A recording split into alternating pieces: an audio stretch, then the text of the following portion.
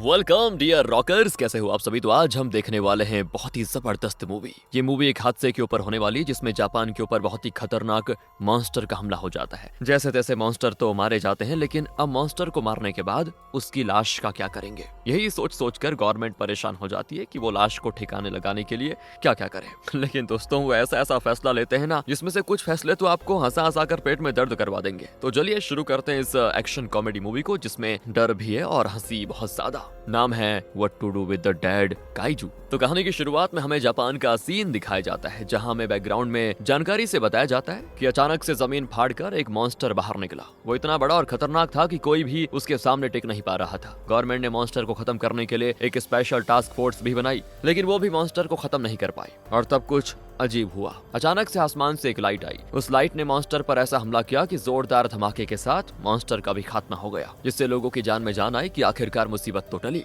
लेकिन ये तो महज मुसीबत की शुरुआत थी। जिसने मॉन्स्टर को मारा वो तो छोड़ो दोस्तों, अब मरने के बाद मॉन्स्टर की मौजूद लाश कहाँ ठिकाने लगाएं? सबसे बड़ा सवाल तो ये था। गवर्नमेंट भी परेशान हो चुकी थी कि आखिर मॉन्स्टर की लाश का क्या किया जाए। किसी को कुछ समझ नहीं आ रहा था कि क्या होगा। तो आज मॉन्स्टर को मरे हुए पूरे 3 साल हो चुके हैं यार, 3 साल। और इन 3 सालों में मॉन्स्टर की बॉडी ऐसे ही पड़ी हुई है। ये निकम्मी गवर्नमेंट अभी तक मॉन्स्टर को ठिकाने नहीं लगा पाई। और अब जब 3 साल बाद उसकी लाश डिकम्पोज होना शुरू हुई है ना, तो अब जाकर गवर्नमेंट को थोड़ा होश आया कि बॉडी को तो ठिकाने लगाना ही पड़ेगा। अगले सीन में दोस्तों हम एक स्कूल को देखते हैं, जहां एक स्टूडेंट बाकी स्टूडेंट्स को डराने के लिए स्पीकर पर सायरन बजा देता है। और ये सायरन तब बजता था जब मॉन्स्टर आसपास होता था। तो सभी बच्चे पहले तो डर जाते हैं कि फिर से आ गया क्या मॉन्स्टर, लेकिन सच्चाई जानने के बाद वो एक दूसरे का बड़ा मजाक बनाते हैं, आपस में बातें करते हैं। सभी तो खुश नजर आ रहे होते हैं सिवाय यूमिको के। दोस्तों ये एक लड़की है। यूमिको स्कूल में कुछ काम से आई हुई थी और तभी उसको पता चला कि उसका एक्स बॉयफ्रेंड स्कूल के बाहर ही मौजूद है। इसीलिए वो थोड़ा उदास हो गई। वो अपने एक्स बॉयफ्रेंड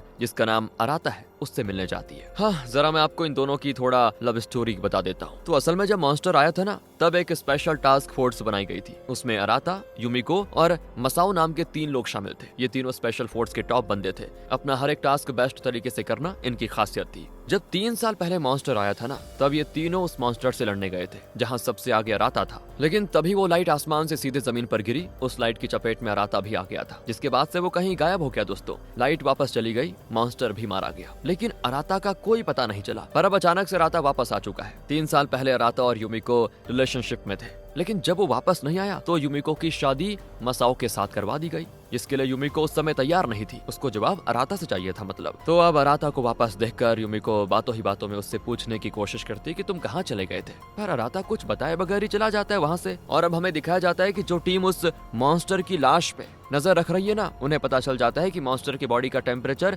धीरे धीरे बढ़ रहा है, जो कि बड़ी चिंता का विषय भी है। लेकिन डॉक्टर्स का कहना होता है कि रखे रखे मॉन्स्टर का शरीर डिकम्पोज हो रहा है, इसीलिए टेम्परेचर बढ़ना बहुत ही नॉर्मल बात है। सारे देश को इस मॉन्स्टर की खबर थी दोस्तों, लेकिन किसी को ये नहीं पता चल पाया कि वो लाइट क्या थी जिसने मॉन्स्टर को मारा। जापान वाले अमेरिका से खास करके सवाल करते हैं कि तुम कोई न्यूक्लियर वेपन तो टेस्ट नहीं कर रहे थे ना उस दिन। तो अमेरिका के ऑफिशियल्स को सामने आकर बताना पड़ जाता है कि वो लाइट हमारे किसी भी वेपन से नहीं आई थी, वो कोई ऐसी चीज थी जिसके बारे में हमें भी नहीं पता चल रहा। अगले सीन में दोस्तों जापान के प्राइम मिनिस्टर ओडिन के पास मसाओ आता है, क्योंकि वो उसका ही सेक्रेटरी है। ओडिन कहता है एक बात मुझे समझ नहीं आ रही है कि जब वो लाइट आई थी आसमान से, तब एक आवाज आई थी जो बड़ी जोर से गूंजी थी। वो आवाज कह रही थी ड्यूस एक्स मशीना। कोई नहीं जानता इसका मतलब क्या है, और जहाँ तक मेरा ख्याल जा रहा है ये किसी गॉड का नाम हो सकता है जो उस लाइट के जरिए आया था दुनिया को मॉन्स्टर से बचाने के लिए। क्या कहते हो मसाओ? तो मसाओ भी कहता है कि हाँ, आपकी बात में दम है, हो सकता है ऐसा ही कुछ हुआ हो। इसके बाद ओडिन सारे मिनिस्टर्स के साथ मीटिंग रखता है। हर डिपार्टमेंट के मिनिस्टर वहाँ पे आए होते हैं। ओडिन कहता है कि बताओ किसकी जिम्मेदारी है मॉन्स्टर की लाश को ठिकाने लगाने की?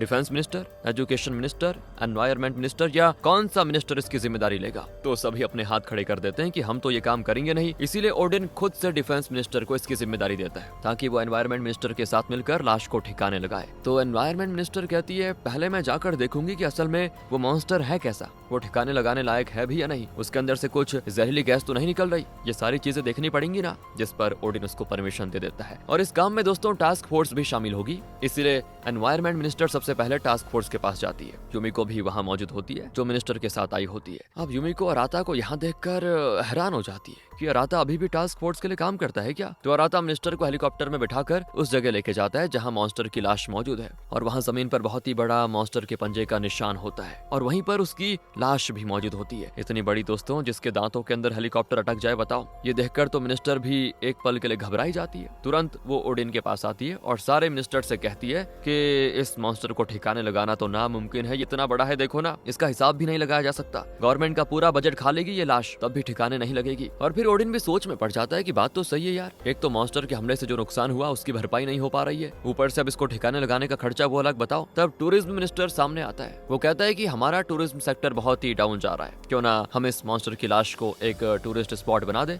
लोग दूर दूर से आएंगे इसको देखने के लिए, जिससे हमारी आमदनी हो जाएगी, लाश हटाना भी नहीं पड़ेगा और फायदा का फायदा। तो ओडिन को ये आइडिया बहुत ही पसंद आ जाता है। लेकिन अब सवाल ये था ये पता लगाने का कि मॉन्स्टर के करीब जाने से कोई नुकसान तो नहीं होगा पब्लिक को, मतलब कहीं उसके अंदर से कोई जहरीली चीज ना निकल जाए जिससे लोगों में कोई बीमारी ना हो जाए। ये सारी चीजें चेक करनी थी ना, इसलिए अराता और उसके 2 साथी को भेजा जाता है मॉन्स्टर पर जांच करने के लिए और उनका टेस्ट सैंपल लाने के लिए। तो ये तीनों उस मॉन्स्टर के पास पहुंच जाते हैं। वहां आने के बाद दोस्तों उन्हें मॉन्स्टर के शरीर पर बबल बना हुआ नजर आता है, जिसमें शायद डिकम्पोज होने की वजह से गैस भरा हो सकता है। तो अराता जैसे ही उस बबल को टच करता है ना, बबल फट जाता है और अंदर से बड़ा अजीब चिपचिपा पदार्थ बाहर निकलकर सीधा उसके ऊपर गिर जाता है और वो इतना घिनौना और बदबूदार होता है कि क्या बोले। ऐसा लगता है कि सदियों तक नहाने के बाद भी उसकी बू ना जाए। उल्टियां करके तो उसकी हालत खराब हो जाती है। तीनों तुरंत भागकर टास्क फोर्स आते हैं और घंटों घंटों तक नहाते हैं पहले। तब तक उनके लाए हुए सैंपल्स का टेस्ट लिया जाता है। अब दोस्तों टेस्ट रिपोर्ट लाने के लिए यमीको आती है और टेस्ट में पता चलता है कि सब कुछ ठीक है, कोई दिक्कत वाली बात नहीं है, लोग आराम से मॉन्स्टर के करीब जा सकते हैं। इसीलिए ये रिपोर्ट भेज दी जाती है ओडिन को, ताकि वो अनाउंस कर सके पब्लिक में कि मॉन्स्टर को टूरिस्ट स्पॉट बनाया जाने वाला है। लेकिन अब हम देख पाते हैं कि जो रिपोर्ट यमीको लेकर आई है वो नकली है और असल में रिपोर्ट में साफ लिखा हुआ है कि ज्यादा समय तक मॉन्स्टर के करीब रहने से अजीब बीमारी हो सकती है जो जानलेवा भी हो सकती है। और पता है दोस्तों, जो ये नकली रिपोर्ट है ना, ये मसाओ के कहने पर ही यमीको को दी गई थी, क्योंकि मसाओ को अब जलन हो रही है, क्योंकि वो अराता वापस आ गया है ना, इसीलिए। और वो ये भी देख रहा है कि यमीको अराता के साथ ज्यादा समय बिता रही है, इसीलिए वो उसका नाम खराब करना चाहता है। ऊपर से वो लैब के ही एक असिस्टेंट के साथ चक्कर भी चला रहा है, यानी कि ये तो धोखेबाजी है ऑलरेडी। अब खुद की तारीफ बटोरने के लिए मसाओ खुद ओडिन के पास असली रिपोर्ट लेके जाता है, यानी कि अब वो ये बताएगा ना कि जो रिपोर्ट यमीको लेकर आई वो झूठी है और जो मैं लेकर आया वो सच्ची है। और फिर वो उसको यानी ओडिन को सारी बातें बता देता है कि मॉन्स्टर के शरीर से जहरीली गैस निकलती है जो जानलेवा हो सकती है, इसलिए टूरिस्ट स्पॉट बनाने का विचार अपने मन से निकाल दीजिए। पर ओडिन ने फैसला कर लिया था, वो बस अनाउंसमेंट करने ही जा रहा था, इसीलिए वो मसाओ से कहता है कि हम थोड़ा सेफ्टी का ध्यान रख लेंगे, कोई बात नहीं, और बता देंगे लोगों को कि ज्यादा टाइम तक एक जगह पे मत रहना, इसलिए मुझे ये अनाउंसमेंट करने दो वरना हमारी काफी बेइज्जती हो जाएगी। लेकिन असल में बात तो ये थी कि ओडिन को पब्लिक की सेफ्टी से ज्यादा पैसे की फिक्र थी। पहले तो मॉन्स्टर को ठिकाने लगाने में पैसा जा रहा था, अब पैसा आने वाला है ना, इसलिए वो मीडिया के सामने आकर अनाउंस कर देता है कि मॉन्स्टर की लाश अब एक टूरिस्ट स्पॉट बनने वाली है, ताकि लोग गर्व महसूस कर सकें कि जापान ने न सिर्फ ऐसे मॉन्स्टर का मुकाबला किया बल्कि उसे मारकर लोगों को उसका शिकार बनने से भी बचा लिया। अब लोगों का डर खत्म करने के लिए गवर्नमेंट ने एक और ब्रिलियंट आइडिया निकाला। एनवायरमेंट मिनिस्टर को बोला गया कि मैडम आप जाइए मॉन्स्टर के पास, लोगों को बताइए कि इससे कोई खतरा नहीं है। और फिर क्या था दोस्तों, मैडम फुल कॉन्फिडेंस के साथ कैमरे के सामने मॉन्स्टर के ऊपर चढ़ गई। मीडिया क्लैप कर रहा था, लोग ताली बजा रहे थे, सभी को लग रहा था सब सेफ है। लेकिन तभी मैडम का पैर फिसल कर गिर जाता है और वो सीधे जाती है मॉन्स्टर के अंदर, सिर अंदर और पैर बाहर। और ये सीन बड़ा फनी होता है, तो पूरे मीडिया में मीम बनकर वायरल हो जाता है। लोग खूब मजाक बनाते हैं इस हादसे का। लेकिन दोस्तों इस चीज से एक चीज तो क्लियर हो गई थी, लोगों को यकीन हो गया था कि मॉन्स्टर के करीब जाना खतरनाक नहीं है। तो अब रात को कुछ लोग मॉन्स्टर के पास जाते हैं और उसके शरीर में ड्रिल लगाने की कोशिश करते हैं, ताकि जब लोग उसको देखने आए तो ये एक जगह पे रुका रहे, वरना पानी वगैरह से बहकर खिसक न जाए। लेकिन जैसे ये लोग ड्रिल मारते हैं ना, मॉन्स्टर के अंदर से अजीब पर्पल कलर का लिक्विड बाहर निकलता है, जो कि बहुत ही खतरनाक लग रहा है। टास्क फोर्स के लोग दोस्तों जब ये देखते हैं तो बिल्कुल हैरान रह जाते हैं कि ये क्या था। लेकिन अराता को दोस्तों अभी भी लगता है कि ये प्लान बहुत ही घटिया है मॉन्स्टर को टूरिस्ट स्पॉट बनाने का, क्योंकि मॉन्स्टर के अंदर क्या है, कितना खतरनाक है, किसी को नहीं पता, वो रिवील नहीं हुआ ना अभी तक। लेकिन अराता की कौन सुनने वाला था, सभी मिनिस्टर्स और ओडिन को पैसों की पड़ी थी बस। इधर मीडिया वालों ने सोचा कि चलो मॉन्स्टर को एक नया नाम दे देते हैं, और तब उसका नाम रखा गया होप, HOPE। लेकिन दोस्तों आम लोग बिल्कुल खुश नहीं थे, सबको लगा रे भाई जिन्होंने हमें बर्बाद किया उन्हें होप कह रहे हो, क्या मजाक है ये। नाम सुनते ही लोगों को लगा जैसे कि मॉन्स्टर नहीं दिलासा देने वाला बाबा आ गया हो, पर उन्हें क्या पता था ओडिन दोस्तों जो इस प्रोजेक्ट का मास्टरमाइंड था उसने ही मॉन्स्टर का नाम होप रखा। वो इसीलिए क्योंकि उसके लिए वो सच में होप था अपनी खाली जेब भरने का। मीडिया तो सोच रही थी कि मॉन्स्टर पीस का सिंबल है और ओडिन सोच रहा था ये तो मेरी एटीएम मशीन है। अगले सीन में दोस्तों मिलिट्री से कुछ बंदे आ जाते हैं टास्क फोर्स वालों से मिलने। वो कहते हैं कि मॉन्स्टर में ड्रिल लगाकर फायदा नहीं हुआ, अब उसको एक जगह पे टिका कर रखने के लिए हमने एक फैसला लिया है कि हम उसको वहीं पर बर्फ से जमा देंगे ताकि वो अपनी जगह से ना हिल पाए, और जो बबल उसके अंदर बन रहे हैं ना वो भी जम जाएंगे। फिर ये सुनकर अराता कहता है कि पागल हो गए हो क्या, जमी हुई बर्फ कुछ ही घंटों में पिघल जाएगी। जितना डिकम्पोजिशन हो रहा है ना उसके शरीर में वो उसकी गर्मी से हो रहा है, और अगर ये हुआ तो बर्फ के पिघलने के बाद डिकम्पोजिशन फास्ट हो जाएगा, जिससे बड़ा खतरा हो सकता है। लेकिन जाहिर सी बात थी यार, अराता को ही बेवकूफ बोलकर उसको साइड कर दिया जाता है और सभी अपने हिसाब से मनमानी करते हैं। वो पूरे मॉन्स्टर के शरीर को जमा देते हैं दोस्तों, पर जैसा अराता ने कहा था वही होता है, मॉन्स्टर पर से बर्फ तुरंत ही पिघल जाती है और अब उसके अंदर और ज्यादा गैस और बबल्स बनते हैं। तो अब अराता तुरंत ओडिन से कहता है कुछ बबल बड़े हो गए हैं और कुछ अभी भी बन रहे हैं, मेरे ख्याल से हमें मिसाइल के जरिए सारे बबल्स को फोड़ देना चाहिए, क्योंकि ये स्पीड से बड़े हो रहे हैं और अगर ज्यादा बड़े होने के बाद अपने आप फटेंगे तो ज्यादा एरिया को नुकसान पहुंचेगा। पर ओडिन इसकी परमिशन नहीं देता दोस्तों, क्योंकि अगर ऐसा किया गया तो इससे मॉन्स्टर का शरीर खराब हो जाएगा और लोग फिर उसको देखने के लिए नहीं आएंगे, जिससे होगा ये कि ओडिन की जेब ठंडी रह जाएगी। तभी वो बड़ा वाला बबल अपने आप फट जाता है और अंदर से ऐसी गैस बाहर निकलती है ना, जिसमें से पूरी फाट मारने जैसी बदबू हर जगह फैल जाती है। पूरे 10 किलोमीटर का एरिया दोस्तों उस बदबू से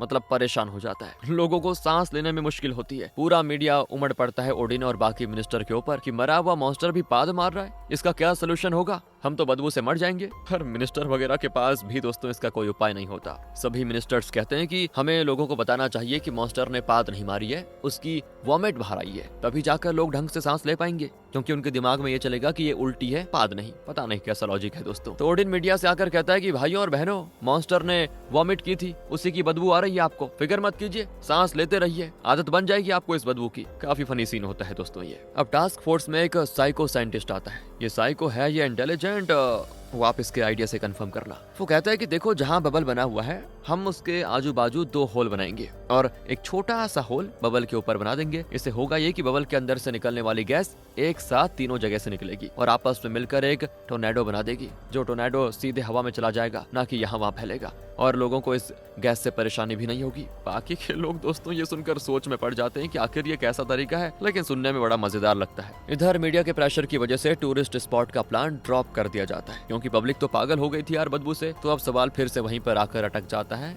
कि मॉन्स्टर की लाश ठिकाने कैसी लगानी है, उसके अंदर की गैस को कैसे बाहर निकाला जाए। तब यमिको एक कमाल का कहें या फिर फनी एक आइडिया निकालती है कि अब जैसे मॉन्स्टर के अंदर से पाद और पोटी जैसी बदबू आ रही है, तो क्यों ना हम जिस तरह से अपने पोटी को पानी डाल के बहाते हैं उसी तरह मॉन्स्टर को भी पोटी समझकर बहा दिया जाए। इससे वो बहते हुए समंदर में चला जाएगा और किसी को परेशानी भी नहीं होगी।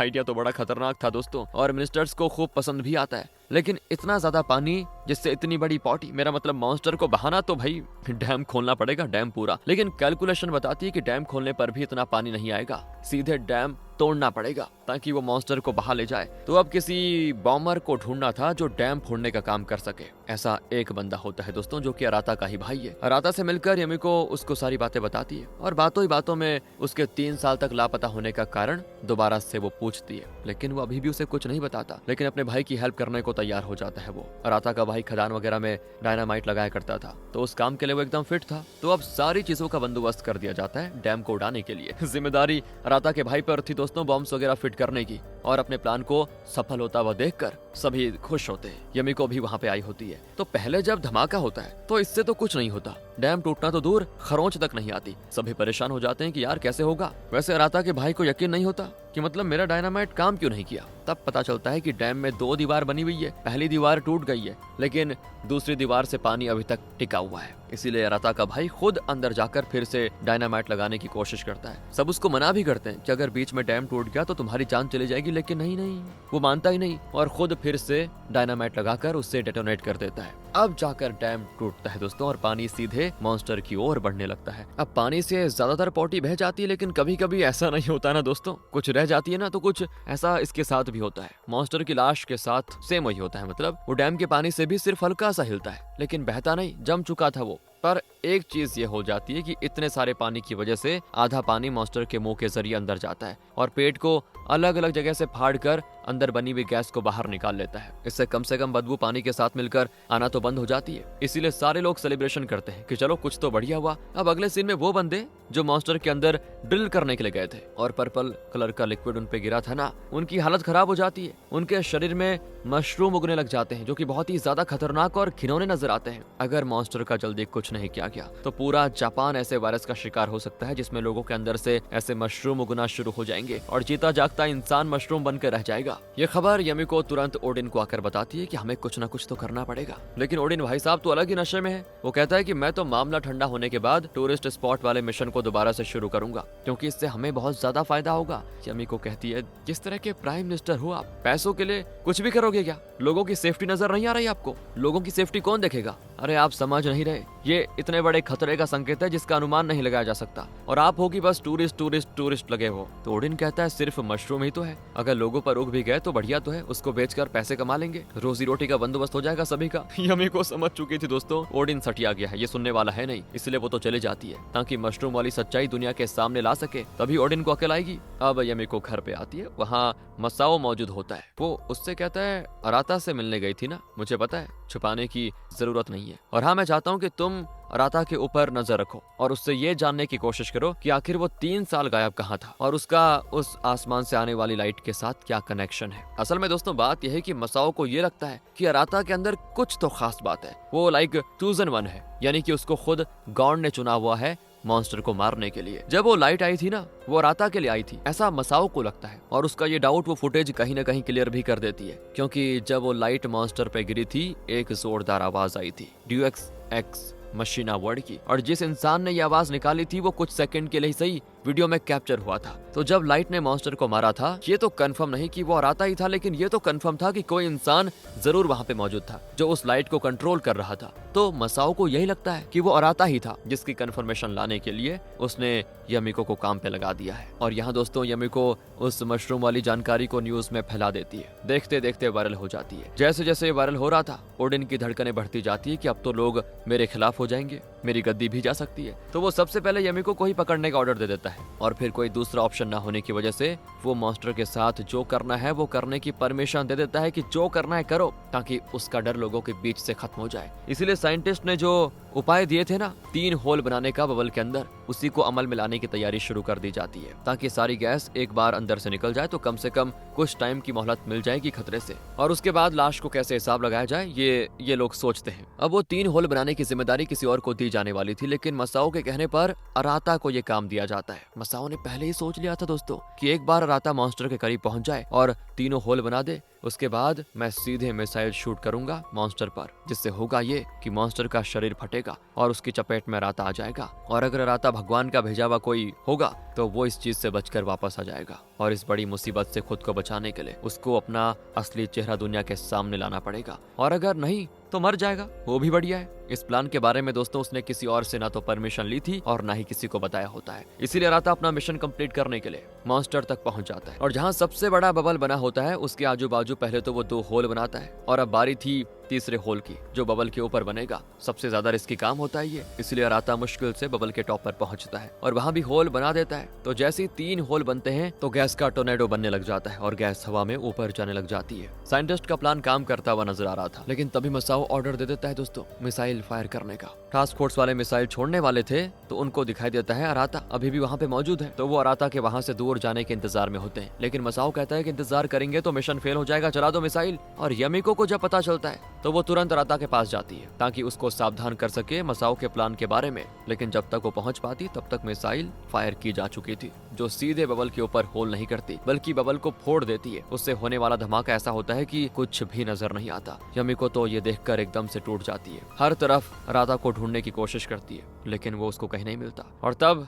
अराता सामने आता है जो बिल्कुल ठीक है, यमिको उसके पास जाने वाली होती है लेकिन अराता उसको रोक लेता है और अब ना चाहते हुए भी उसको अपनी सच्चाई दुनिया के सामने लानी पड़ती है कि वही चूजन वन है, उसी के कंट्रोल में वो लाइट है जिसने मॉन्स्टर को मारा था। अगर अब अराता अपनी सच्चाई सामने नहीं लाता तो उसने मॉन्स्टर के खतरे से तो जापान को बचा लिया, लेकिन अब मिसाइल से हुए हमले और उसकी वजह से जो आम लोगों में वायरस जाएगा वो और बड़ी तबाही ला सकता है। तो दूसरी बार इंसानों को बचाने के लिए अराता खड़ा हुआ। वो ड्यूज एक्स मशीना जैसे ही कहता है ना, उसके पास एक डिवाइस होता है, उसके अंदर से वो लाइट बाहर निकलती है जो सीधे पूरे आसमान को कवर करती है, और अराता उस लाइट की मदद से मॉन्स्टर की लाश को स्पेस में छोड़ देता है। सारे लोग जब ये देखते हैं तो हैरान। अराता की इस बहादुरी को, उसकी ताकत को देखते हुए यमिको अराता को सैल्यूट करती है, और उसने न सिर्फ मॉन्स्टर से इंसानों को बचाया बल्कि उसकी लाश से होने वाले खतरे से भी बचा लिया। इसी के साथ दोस्तों ये क्या कहें, बढ़िया सी मूवी थी, शायद खत्म हो जाती है। बाकी आप बताइए आपको कैसी लगी, कमेंट करके। मिलते हैं आपसे अगली वीडियो में। ध्यान रखिए अपना। Thanks for watching.